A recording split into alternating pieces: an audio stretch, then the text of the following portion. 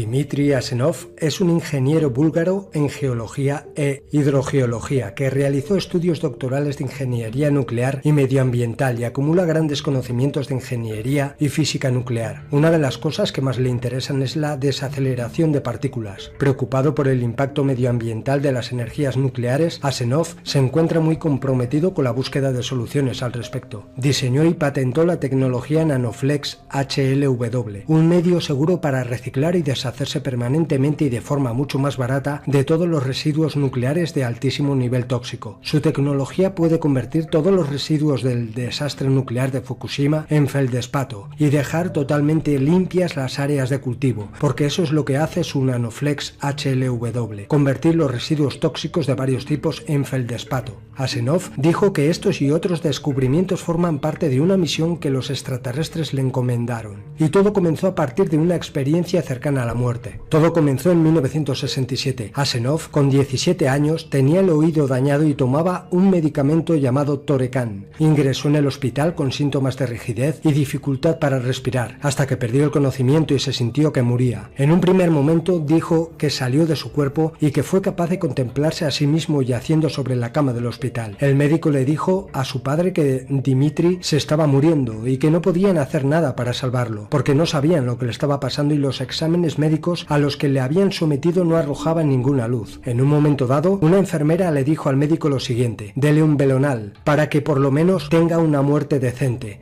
Fue lo último que Asenov pudo escuchar. Estaba flotando a ras del techo, observándose tirado en la cama, viendo llorar a su padre mientras su amigo, el médico y la enfermera lo observaban, pero no oía nada. No sentía su cuerpo, ni se sentía conectado a él, solo tenía sensación de tranquilidad. Notó que el aire estaba como electrificado y vio unos pequeños destellos luminosos. Después, todo cambió drásticamente. Entró en un túnel oscuro con una especie de fuerza centrífuga y rotatoria. Le dio la impresión de que en el interior de aquel túnel había una especie de anillos a través de los cuales volaba. Se dio cuenta de que podía ver a través de las paredes de aquel túnel, de que podía ver el espacio, pero también era un lugar oscuro.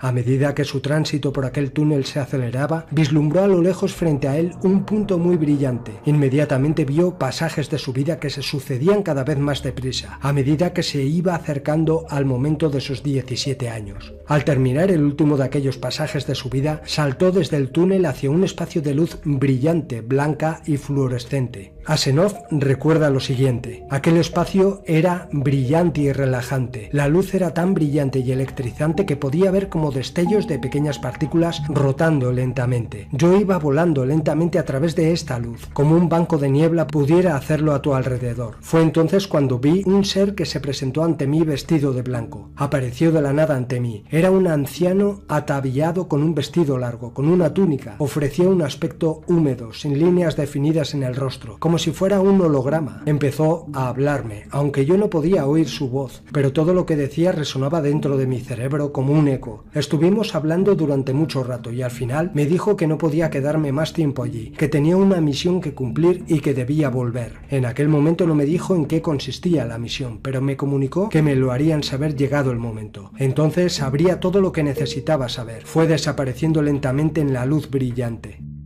Traté de preguntarle, pero él me interrumpió diciéndome que sabría todas las respuestas llegado el momento. Asenov se quedó a solas en aquel espacio de luz, tratando de investigar todo lo que había a su alrededor. Su empeño en querer ver más cosas, pues aquello era en lo que su mente se había centrado. Se vio saciado con la aparición de una pequeña ventana que se abrió ante él, a través de la cual era capaz de ver en una dimensión diferente que a duras penas era capaz de explicar. Dijo que era parecido a estar dentro de un hexágono, y allí era como verlo todo bajo la lente de un supermicroscopio. Todo tenía dimensiones más amplias y detalladas, diferentes estructuras de movimiento que no lograba comprender. Al cabo de un rato, aquella ventana se cerró, desapareció y fue absorbido de regreso por el túnel. Los efectos secundarios de aquella hazaña fueron varios. En primer lugar, y después de aquello, Asenov fue capaz de abrir la ventana a voluntad y asomarse a ver cualquier cosa que quisiera.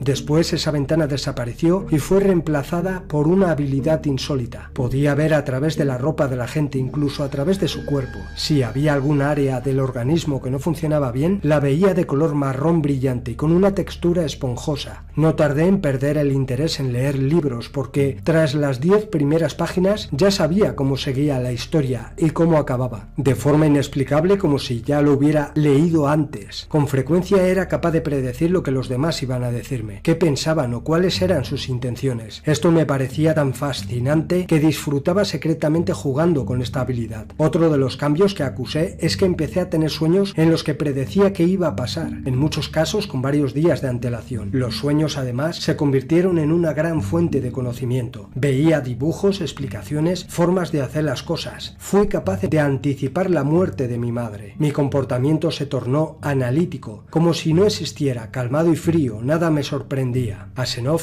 dijo que había estado hablando sobre muchas cosas y durante un buen rato con ese ser que iba vestido de blanco. Dijo lo siguiente: el hombre de blanco me contó en detalle que la Tierra ya había sido visitada 4 veces con anterioridad y la razón era un experimento transicional. La raza humana fue implantada, no viene de los monos. Esas 4 veces correspondían con 4 razas. La quinta fue a partir de una mutación. Esta visita se correspondería con el final del año solar, cuando todos los objetos del sistema solar se reúnen a un lado del Sol. También se correspondería con la reubicación del sistema solar en el brazo galáctico. Actualmente estamos casi al final del último ciclo. Queda un 5,5% para que termine de transcurrir. Blavatsky, en su libro La doctrina secreta, defendía una antehumanidad con bastantes puntos en común con las antiguas leyendas arias. Hablaba de 4 razas anteriores a la actual. La quinta raza sería la que se originó en la Atlántida.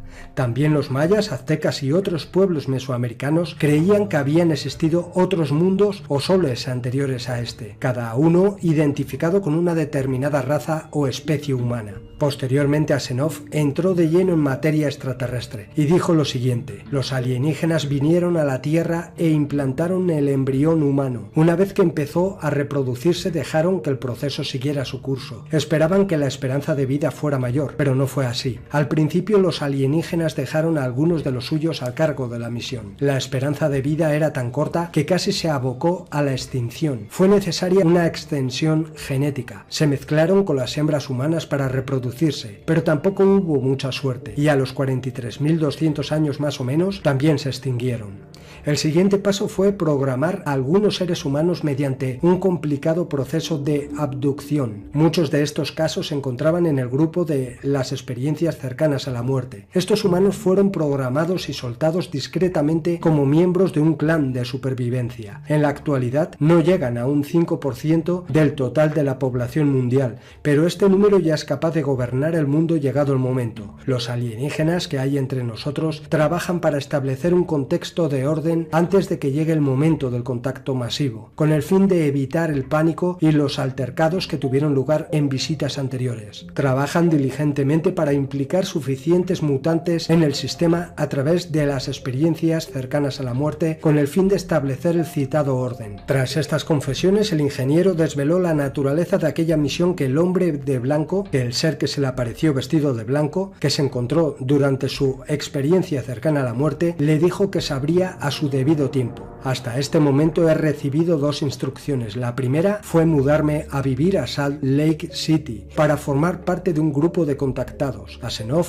guardó el nombre de este grupo en el anonimato. La segunda instrucción que recibí fue que me dedicara a desarrollar la tecnología para reciclar los residuos tóxicos del planeta. Para hacerlo recibí información en sueños, detalles, dibujos, explicaciones teóricas, etc. Así lo hice. Y en la actualidad estoy a la espera de nuevas instrucciones, aunque no dejo de recibir información cada noche. Según Asenov, los alienígenas utilizan las experiencias cercanas a la muerte para programar a algunos humanos con el fin de divulgar ciertos mensajes y llevar a cabo sus planes. Todo esto es muy sospechoso. Estas entidades pueden programar a ciertos humanos que tienen este tipo de experiencias. Yo creo que son las mismas entidades que controlan el planeta y que controlan las entradas y salidas de almas. Programan a humanos para mentalizar a la humanidad de la llegada de los extraterrestres en un futuro cercano, para que de esta manera manera, cuando se hagan visibles, normalizar la presencia de estas entidades en la agenda de control final, ya que hay comunidades de personas que han sido abducidos,